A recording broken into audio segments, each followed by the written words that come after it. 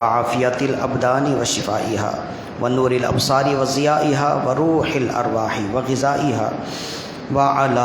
آلہ و اصحابہ وبارک وسلم صلاۃ و سلام علیک یا رسول اللہ صلی اللہ علیہ وآلہ وسلم۔ اللہ رب العزت کے فضل و کرم سے، فقط اس کی دی ہوئی توفیق سے ہم ماہ رمضان المبارک کے چوتھے اتوار میں داخل ہیں، اور ہو سکتا ہے کہ آخری اتوار بھی ہو، اور ممکن ہے کہ یہ چوتھا اتوار ہو۔ تو بہرحال ماہ رمضان اپنے اختتام پر ہے، اور پھر اس کے بعد عید الفطر کا معاملہ ہوتا ہے۔ سب سے پہلے تو دعا کیجئے کہ اللہ رب العزت نے جس طرح اپنے فضل و کرم سے ماہ رمضان کے اتنے روزے فقط اپنے فضل و کرم سے امن و سلامتی سے گزار دیے، باقی جو روزے ہیں، باقی جو نمازیں اور اعمال رمضان ہیں، امن و سلامتی، صحت و تندرستی سے اللہ گزار دے۔ حضرت علامہ متقی ہندی رحمہ اللہ نے اسے لکھا، اور ابن جوزی رحمہ اللہ نے اپنی کتاب میں اس کو لکھا، اور اس کی 1، 2 اور 3 سند بیان کی، اور فرمائے کہ حضرت ابو ہریرہ رضی اللہ عنہ سے یہ روایت ہے، اور ابو ہریرہ رسول اللہ صلی اللہ علیہ وسلم سے روایت فرماتے ہیں۔ ایک تو ہے حکایت ہوتی ہے جو کسی بزرگ سے منقول ہو یا کسی اہل اللہ سے منقول ہو تو اسے حکایت کہتے ہیں، لیکن اگر کوئی حکایت، کوئی واقعہ رسول اللہ سے منقول ہو تو وہ حکایت بھی ہے اور حدیث بھی ہے۔ ظاہر ہے کہ رسول اللہ صلی اللہ علیہ وسلم نے جیسے دین اسلام کے فرائض اور واجبات اور حرام و حلال کے بارے میں آپ نے ہمیں بتایا ہے، احادیث میں جس طرح سے ملتا ہے، اسی طرح رسول اللہ نے ترغیب اور ترہیب کے لیے پرانے قصے اور واقعات بھی بیان کیے ہیں، جس سے ہمیں درس عبرت ملتی ہے، یا ہمیں ترغیب اور ترہیب کا معاملہ ہمارے ساتھ ہوتا ہے۔ تو پرانے قصوں کو بیان کرنا بھی یہ بھی رسول اللہ صلی اللہ علیہ وسلم کا طریقہ ہے۔ انہی قصوں میں سے ابن جوزی فرماتے ہیں کہ رسول اللہ صلی اللہ علیہ وسلم نے ارشاد فرمایا، چند الفاظ کے رد و بدل کے ساتھ یہ روایت موجود ہے۔ حضرت اللہ کے نبی سلیمان علی نبینا و علیہ الصلاۃ والسلام، ہم جانتے ہیں کہ اللہ نے انہیں بہت بڑی بادشاہت عطا کی، روئے زمین کی بادشاہت عطا کی۔ ہواؤں پر آپ کی حکومت تھی، زمین پر آپ کی حکومت تھی، انسانوں پر آپ کی حکومت تھی، جانوروں اور چرند و پرند پر آپ کی حکومت تھی۔ حضرت سلیمان علی نبینا و علیہ الصلاۃ والسلام، قرآن مجید میں کئی مقامات پر آپ کا ذکر ہے، تو بہت بڑا مقام و مرتبہ ہے۔ فرمایا ان کے زمانے میں ایک شخص کے آنگن میں درخت پر ایک کبوتری نے اپنا گھونسلہ لگایا، اور گھونسلہ لگانے کے بعد جب انڈے کی باری آئی تو اس نے انڈے دیے۔ تو وہ شخص ذرا لالچی تھا، لالچی طبیعت کا تھا، اس نے دیکھا کہ کبوتری نے انڈے دیے ہیں، تو وہ ان انڈوں کو لے گیا، اس نے لے لیا، اس نے استعمال میں اپنے کھا لیا۔ تو کہتے ہیں کہ ظاہر ہے کہ کبوتری کو بڑا دکھ ہوا، تو اس نے صبر کی، اور پھر کچھ عرصے کے بعد دوبارہ جب انڈے کی باری آئی تو پھر اس نے انڈے دیے اسی گھونسلے میں۔ تو اس شخص کو تو چسکا لگ چکا تھا پہلے ہی، تو وہ تو انتظار میں ہی تھا۔ پھر اس نے دیکھا کہ اس نے انڈے دیے ہیں، تو پھر وہ جا کر انڈا لے لیا، اور اس نے اس انڈے کو کھا لیا یا کھلا دیا۔ تو کہتے ہیں دوسری دفعہ جب یہ ہوا تو اس نے جا کر اللہ کے نبی سلیمان علی نبینا و علیہ الصلاۃ والسلام سے شکایت کی۔ اس نے کہا کہ یہ میرے بچے ہونے نہیں دیتا، جب بھی میں انڈے دوں تو یہ آ کر انڈے لے جاتا ہے، کھا جاتا ہے، اور میرے بچے نکلتے نہیں ہیں، لہذا آپ اسے منع کریں اور اسے تنبیہ کریں کہ میرے ساتھ ظلم کا معاملہ نہ کرے، یہ میرے ساتھ اس طرح کا معاملہ نہ کرے۔ تو حضرت سلیمان علی نبینا و علیہ الصلاۃ والسلام، آپ نے اس شخص کو بلایا اور آپ نے اس سے کہا کہ یہ کبوتری تمہاری شکایت کرتی ہے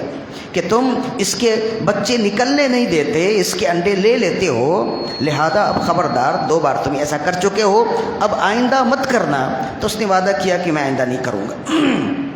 اب کبوتری بھی تسلی میں ہو گئی کہ چلو اب اس کے معاملات ایسے نہیں ہوں گے، لہذا جب تیسری مرتبہ اس نے انڈے دیے تو اب وہ شخص جو ہے نا ذرا لالچی ہو گیا تھا۔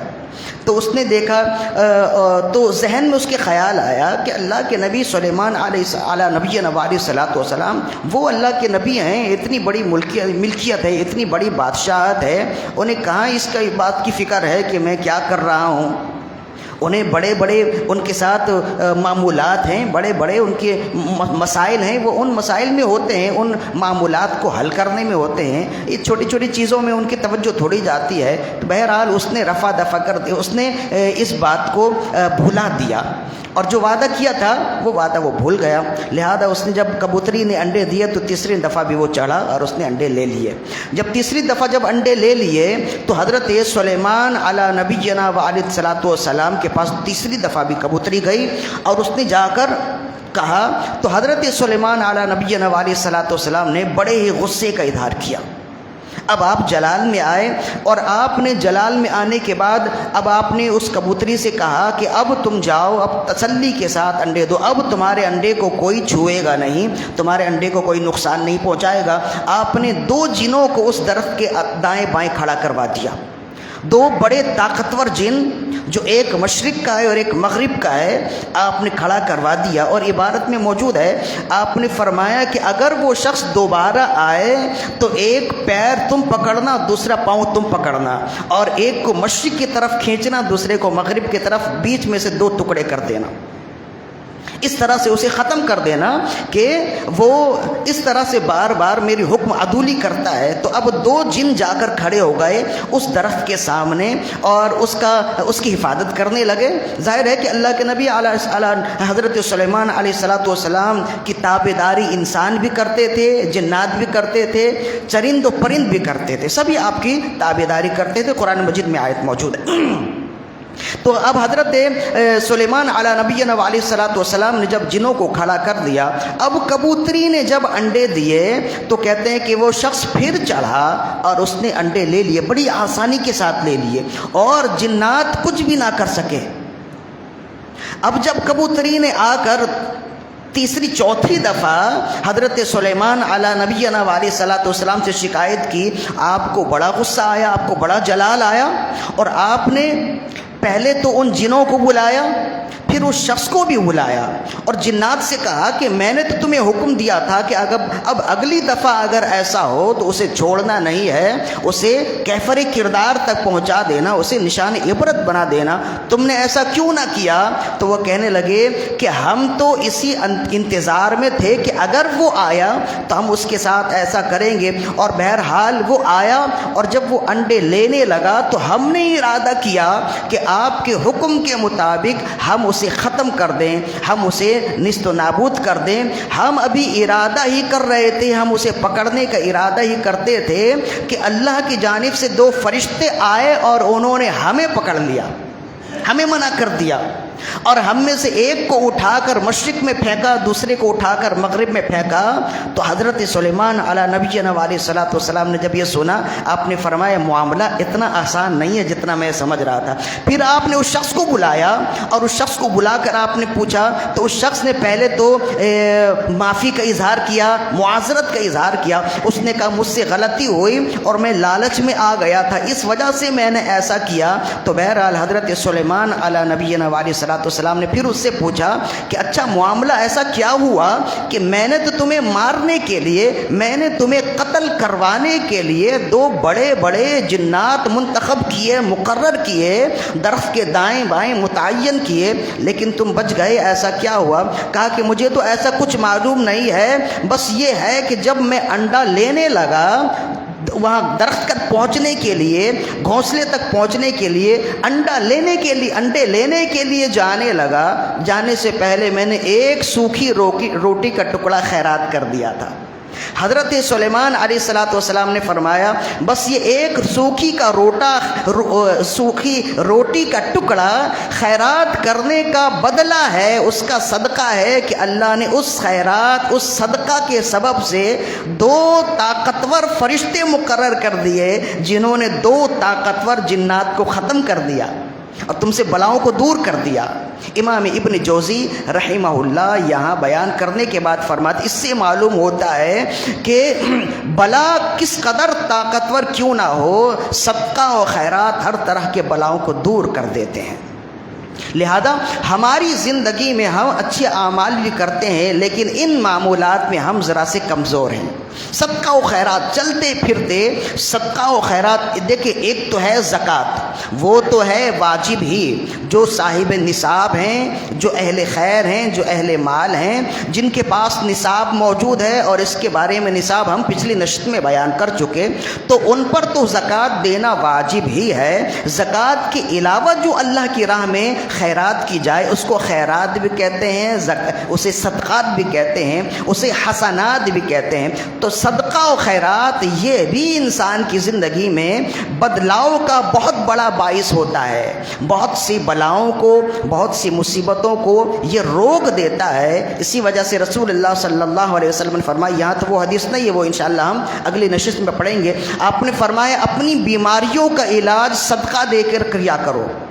یعنی جب بیماری بہت زیادہ ہو جائے تو پھر اللہ کی راہ میں صدقہ دو، اور پھر دیکھو کہ کس طرح بیماری دور ہوتی ہے۔ فرمایا اپنے پیسوں کو بچاؤ صدقہ کے ذریعے، اس لیے کہ جس مال سے صدقہ نکال دیا جائے وہ مال محفوظ ہو جاتا ہے۔ جب اس قدر زیادہ ہے تو عام زندگی میں بھی ہمیں صدقہ و خیرات کا خاص اہتمام کرنا چاہیے، اور بالخصوص ماہ رمضان المبارک میں، چونکہ اس مہینے میں نیکیوں کا اجر بہت زیادہ ہو جاتا ہے، اور ضرورت مندی بھی زیادہ ہو جاتی ہے، اس وجہ سے اہل خیر کو بہت زیادہ خیال رکھنا چاہیے کہ وہ اس مہینے میں خاص طور پر صدقہ و خیرات کرنے میں ہرگز کنجوسی نہ کریں۔ بسا اوقات ایسا ہوتا ہے کہ انسان کے پاس بڑا مال ہے، اس نے اپنے مال سے زکوٰۃ بھی نکال دیا، اس کے باوجود وہ یہ نہ سوچے کہ میں نے زکوٰۃ نکال دیا ہے تو بس میں نے اپنا حصہ تو ادا کر دیا ہے، اللہ نے اسے دیا ہے تو وہ زکوٰۃ کے ساتھ صدقات بھی نکالے، اس لیے کہ ضرورت مند زیادہ ہیں، غریب زیادہ ہیں، مسکین زیادہ ہیں، بہت ضرورت مند لوگ موجود ہیں، اور ممکن ہے کہ آپ کی زکوٰۃ سے ضرورت مندوں کی ضرورت پوری نہ ہو تو پھر خیرات اور صدقات سے پوری ہو سکتی ہے، لہذا اس کا اہتمام کریں۔ انہی صدقہ و خیرات میں سے ایک صدقہ ہے جسے کہتے ہیں صدقہ فطر۔ اب یہ تین درجے ہو گئے، ایک تو ہے زکوٰۃ اور ایک ہے مطلق صدقہ جو آپ پورے سال کر سکتے ہیں، اور اس کا تیسرا درجہ ہو گیا صدقہ فطر۔ صدقہ فطر یہ ہر شخص پر واجب ہے، چاہے امیر ہو چاہے غریب ہو، اگر اس کے پاس اتنا ہے، حاجت اصلیہ کے علاوہ اتنی رقم موجود ہے تو اس پر دینا واجب ہے، مرد ہو تب بھی، عورت ہو تب بھی، آزاد ہو تب بھی، غلام ہو تب بھی، بالغ ہو تب بھی، نابالغ ہو تب بھی۔ نابالغ کا صدقہ فطر اس کی کفیل ادا کریں گے، اگر کفیل ماں باپ ہیں تو وہ ادا کریں گے، یا جو بھی بڑا ہے وہ اس کا صدقہ فطر ادا کرے گا، لہذا سب کے لیے ہے۔ اور اس کی وجہ کیا ہے وہ رسول اللہ صلی اللہ علیہ وسلم نے بیان کیا، یہ دیکھیے حضرت ابن عباس رضی اللہ عنہما ارشاد فرماتے ہیں، امام حاکم نے، ابن ماجہ نے، ابو داؤد نے اس حدیث کو نقل کیا، اور امام حاکم نے فرمایا کہ یہ حدیث صحیح ہے۔ عن ابن عباس رضی اللہ عنہما قال، ابن عباس رضی اللہ عنہما فرماتے ہیں، فرض رسول اللہ صلی اللہ علیہ وسلم صدقۃ الفطر طہرۃ للصائم من اللغو والرفث۔ فرمائے رسول اللہ صلی اللہ علیہ وسلم نے صدقہ فطر فرض فرمایا، یعنی واجب فرمایا ہے، اور اس کی وجہ کیا ہے؟ فرمائے یہ روزے دار کے لیے طہارت کا باعث ہے، گناہوں سے اور غلط کاموں سے طہارت کا باعث ہے۔ بسا اوقات روزے دار روزہ تو رکھتا ہے لیکن چلتے پھرتے کوئی گناہ ہو جائے، کوئی غلط کام ہو جائے، کوئی بے حیائی کا کام ہو جائے، یا کوئی جانتے ہوئے یا انجانے میں کوئی گناہ ہو جائے، تو ان گناہوں کی تلافی، ان گناہوں کی معافی کا ذریعہ صدقہ فطر ہے۔ اسی کو بیان فرمایا صدقۃ الفطر، رسول اللہ صلی اللہ علیہ وسلم نے ہر شخص کے لیے، ہر مسلمان کے لیے صدقہ فطر واجب قرار دیا، طہرۃ للصائم من اللغو والرفث، صائم کے لیے یعنی روزے دار سے برے اور یہ گناہوں کے کاموں کے لیے یہ طہارت کا باعث ہے، وطعمۃ للمساکین، اور مسکینوں کے لیے، فقیروں کے لیے کھانے اور کھلانے کا ذریعہ ہے۔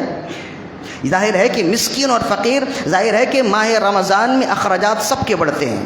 دسترخوان سب کے زیادہ ہو جاتے ہیں، کھانے پینے کا اہتمام زیادہ ہوتا ہے، اخراجات بڑھتے ہیں، اور پھر ماہ رمضان کے بعد چونکہ یہ عید الفطر ہے تو اس کے اخراجات ہوتے ہیں، تو سب کے اخراجات بڑھتے ہیں، تو اللہ رب العزت نے یہ ایک وسیلہ بنایا ہے کہ غریب بھی نکالے، مسکین بھی نکالے اور امیر بھی نکالے۔ جب امیر شخص، مالدار شخص نکالے گا، اور فرمایا کہ عید الفطر سے پہلے نکالنا ضروری ہے، اور بہت بہتر ہے کہ عید الفطر، وہ اب عبارت آ رہی ہے، فرمایا عید الفطر کیوں؟ اس لیے کہ عید الفطر سے پہلے اگر نکالیں گے تو کسی دوسرے کی عید بھی اچھی طرح سے ہو سکتی ہے، ممکن ہے۔ اگر عید الفطر کے بعد نکالیں تب بھی ادا ہی ہے، لیکن وہ فائدہ نہیں ہوگا، وہ مقام نہیں ملے گا جو عید الفطر، نماز عید الفطر سے پہلے ہے۔ چنانچہ رسول اللہ صلی اللہ علیہ وسلم، اسی حدیث میں آپ نے ارشاد فرمایا کہ صدقہ فطر یہ واجب ہے، یہ تمہارے روزوں کے لیے، درمیان روزے میں اگر کوئی غلط کام ہو جائے تو اس کے لیے طہارت کا باعث ہے، اور مسکینوں کے لیے کھانے کا ذریعہ اور سبب ہے۔ پھر آپ نے فرمایا فمن اداہا قبل الصلاۃ فہیا زکات مقبولۃ، جس نے عید الفطر یعنی نماز عید الفطر سے پہلے صدقہ فطر ادا کر دیے تو یہ ایسا صدقہ ہے جو مقبول ہی مقبول ہے۔ فہیا صدقۃ مقبولۃ، یہ ایسا صدقہ ہے جو اللہ کی بارگاہ میں مقبول ہی مقبول ہے، قبول ہی قبول ہے۔ ومن اداہا بعد الصلاۃ فہیا صدقۃ من الصدقات، اور اگر جس نے نماز عید کے بعد ادا کیا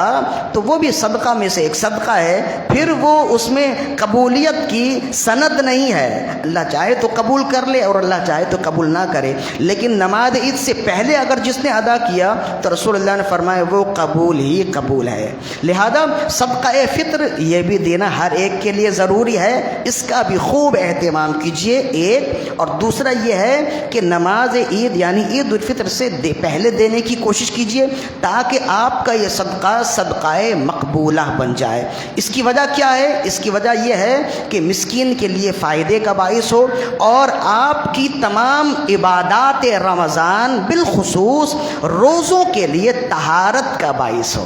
دو باتیں ہو گئی، ایک بات اور ہے جس کو رسول اللہ صلی اللہ علیہ وسلم نے ارشاد فرمایا۔ حضرت جریر بن عبداللہ البجلی رضی اللہ فرماتے ہیں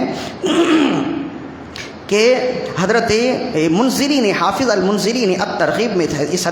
حدیث کو نقل کی، ان جریر رضی اللہ عنہ قال، حضرت جریر بن عبداللہ صحابی رسول ہیں، فرماتے ہیں قال رسول اللہ صلی اللہ علیہ وسلم، رسول اللہ صلی اللہ علیہ وسلم ارشاد فرمایا، صوم شہر رمضان،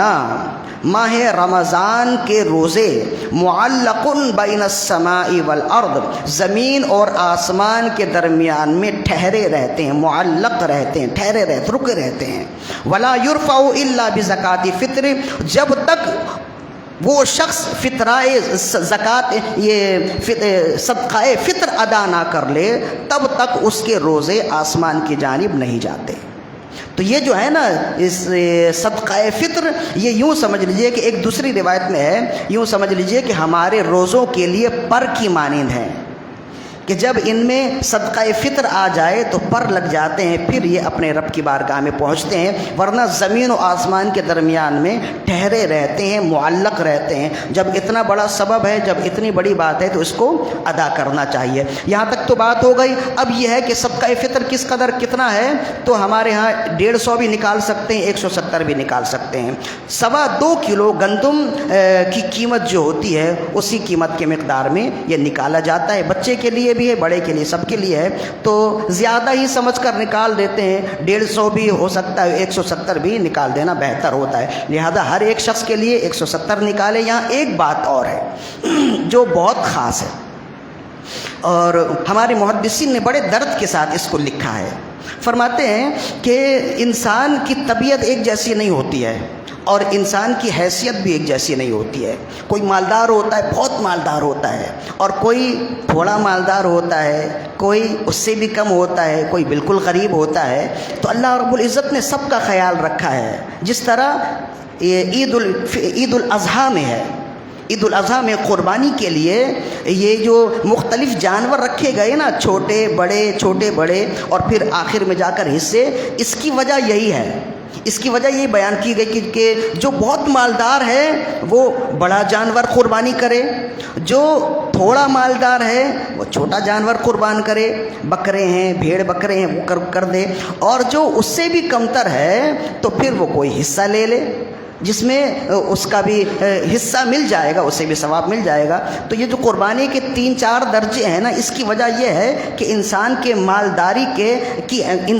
مالداری کی حیثیت بھی الگ الگ ہوتی ہے۔ کوئی اگر لکھ پتی ہے، جس کے پاس لاکھوں ہیں، تو وہ ایک بڑا جانور لے سکتا ہے تو وہ اس کی قربانی کرے۔ کوئی کسی کے پاس کم ہے تو وہ چھوٹا جانور بکرا لے لے، بھیڑ بکرے لے لے، وہ اس کی قربانی کر لے۔ اور اگر کسی کے پاس اس سے بھی کم ہے تو وہ 10-12 ہزار میں ایک حصہ مل جاتا ہے تو وہ اس حصے سے قربانی کر لے تاکہ اسے بھی ثواب مل جائے۔ یہ تنوع یا یہ الگ الگ ہونا، اس کی وجہ کیا ہے؟ تاکہ ہر ایک کو اس کا ثواب مل جائے۔ اسی طرح صدقہ فطر میں بھی اللہ رب العزت نے یہ قسمیں رکھی ہیں کہ جو صدقہ فطر میں رسول اللہ، صحیح بخاری کی حدیث ہے کہ صحابہ کرام فرماتے ہیں کہ ہم صدقہ فطر رسول اللہ کے زمانے میں پنیر سے بھی نکالا کرتے تھے،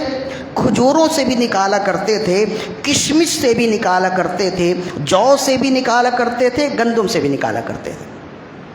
اب گندم تو یہ ہے، اب اس کی وجہ کیا ہے؟ اس کی وجہ یہی ہے کہ جو زیادہ مالدار ہوتے وہ پنیر سے اپنا صدقہ نکالتے، 4 کلو پنیر اپنا صدقہ فطر نکالتے۔ جو کم مالدار ہوتے وہ کشمش یعنی 4 کلو کشمش سے اپنا صدقہ فطر نکالا کرتے۔ جو ان سے کم مالدار ہوتے وہ اعلیٰ کھجوروں سے اپنا صدقہ فطر نکالا کرتے، 4 کلو اعلیٰ کھجوروں سے۔ اور جو بالکل غریب ہوتے تو وہ جو سے نکالا کرتے یا گندم سے نکالا کرتے تھے۔ یہ سلسلہ تھا اور صحابہ کرام اسی طرح کرتے تھے۔ ہمارے زمانے میں آ کر اس کام میں رکاوٹ آ گئی، ہم اس کام کو بھول گئے۔ اب ہمارے ہاں ہوتا یہ ہے کہ جو لاکھوں کمانے والا ہے وہ بھی گندم کے حساب سے ہی صدقہ فطر نکالتا ہے، جو ہزاروں ہزار کمانے والا ہے وہ بھی گندم کے حساب سے ہی نکالتا ہے، اور جو روزانہ سینکڑوں کمانے والا ہے وہ بھی گندم کے حساب سے ہی نکالتا ہے۔ تو اس میں یکسانیت نہیں ہونی چاہیے۔ جس طرح قربانی کے جانور میں تنوع ہے، تقسیمیں ہیں، الگ الگ درجے ہیں، تو اس میں بھی درجے ہیں۔ وہاں تو ہر شخص درجے کو فالو کرتا ہے، یہاں فالو نہیں کرتا۔ اس کی کیا وجہ ہو سکتی ہے؟ کیا یہ وجہ تو نہیں ہے کہ وہاں دکھاوا زیادہ ہوتا ہے، یہاں دکھاوا نہیں ہوتا؟ اگر ایسا ہے کہ وہاں دکھاوا ہوتا ہے کہ اگر بہت زیادہ تگڑا جانور لیں گے، بہت زیادہ مہنگا جانور لیں گے، گلی میں گھمائیں گے، صلاح فلاں صاحب کا جانور ہے، تو لوگ دیکھیں گے، واہ واہ کریں گے، تو ذرا واہ واہ ہو جائے گی، تھوڑا سا دکھاوا ہو جائے گا۔ اور یہاں تو اگر آپ نے دینا ہے 1000 دینا ہے یا 2000 دینا ہے، آپ نے صدقہ فطر اگر گندم سے نکالنا ہے تب بھی، اور اگر آپ نے پنیر یا کشمش سے نکالنا ہے تب بھی چپکے سے غریب کے ہاتھ میں دے دینا ہے، کوئی دیکھے گا نہیں۔ جب کوئی دیکھے گا نہیں تو واہ واہ نہیں ہوگی، جب واہ واہ نہیں ہوگی تو چلو اسی میں سے گزارا کر لیا جائے۔ اگر ایسا ہے تو پھر یاد رکھیے کہ آپ کا کوئی عمل اللہ کی بارگاہ میں قبول نہیں ہوگا۔ اللہ اخلاص کو قبول کرتا ہے۔ لن ینال اللہ لحومها ولا دماؤها ولکن ینالہ التقوی۔ تم جو قربانی کے جانور کو قربان کرتے ہو تو نہ اس کا گوشت اللہ کی بارگاہ میں پہنچتا ہے، نہ خون پہنچتا ہے، نہ کوئی اور چیز پہنچتی ہے، فقط تمہاری دلی کیفیت پہنچتی ہے، تمہارا تقوی پہنچتا ہے۔ لہذا جب اللہ کے لیے ہم دے رہے ہیں تو جب ہم قربانی میں تنوع اور تقسیموں کو فالو کرتے ہیں تو صدقہ فطر میں بھی ہمیں کرنا چاہیے۔ لہذا میرا پیغام دیکھیں، آپ اگر کروڑ پتی ہیں، آپ کے پاس لاکھوں ہیں، اس کے باوجود آپ گندم سے بھی نکالیں گے تو صدقہ فطر نکل جائے گا۔ یہاں جائز اور ناجائز کی بات نہیں ہو رہی ہے، یہاں مناسب اور غیر مناسب کی بات ہے۔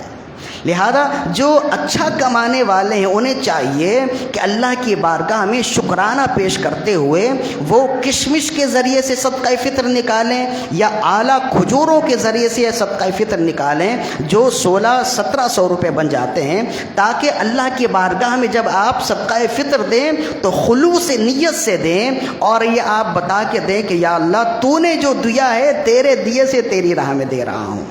تو جب انسان اس طرح سے کرتا ہے نا تو پھر ثواب پاتا ہے۔ ان باتوں کا خیال کریں گے تو انشاءاللہ برکتیں زیادہ ملیں گی۔ ایک تو برکتیں زیادہ ملیں گی، دوسرا یہ ہے کہ آپ کے اس عمل سے اللہ بھی راضی ہوگا اور فقیر کے لیے بھی زیادہ فائدہ ہوگا کہ آپ اگر گندم کے حساب سے دیں گے تو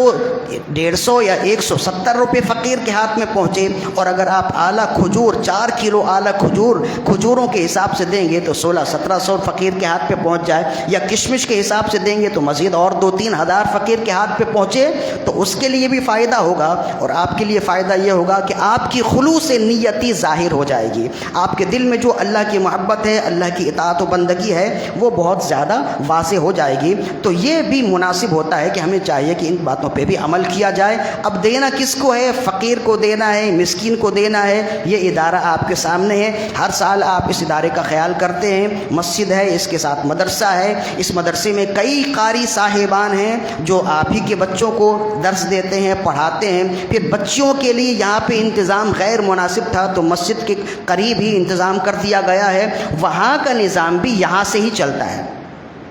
بچیوں کے لیے الگ انتظام کر دیا گیا تاکہ وہاں چھوٹی بچیاں بھی پڑھ سکیں، بڑی بچیاں بھی پڑھ سکیں، ان کے لیے آسانی کے ساتھ آسودگی ہو جائے، تو وہاں پہ انتظام کر دیا گیا۔ بہرحال وہ انتظام مسجد سے الگ ہے، وہ وہاں پہ رہنا اور مدرسہ مسجد سے الگ ہے، لیکن انتظام سلسلہ وہیں سے چلتا ہے، معمولات یہیں سے چلتے ہیں۔ لہذا اس کا خیال رکھنا ہوگا کہ ہم نے پہلے بھی بیان کیا کہ سال میں 2 امیدیں ہوتی تھیں، ایک تو کھال کی امید ہوتی تھی اور ایک صدقہ فطر کی امید ہوتی تھی۔ کھال کا تو اب برا حال ہے، کھال کا تو ہار ہی برا ہے، اب تو وہاں سے امید ختم ہو گئی ہے، اب یہی امید ہے، اب اسی سے ہم نے پورا سال چلانا ہے۔ لہذا اس کا بھی خاص خیال کریں، فقیروں مسکینوں کو بھی دیں، قریبی رشتہ داروں کو بھی دیں، اور اللہ رب العزت آپ کو دے اس ادارے کا بھی خیال کیجئے، ماہ رمضان میں بھی اس کے علاوہ بھی خیال کیجئے۔ اللہ تعالی ہم تمام کے اعمال کو اپنی بارگاہ میں قبول و مقبول فرمائے۔ وما علینا الا البلاغ المبین۔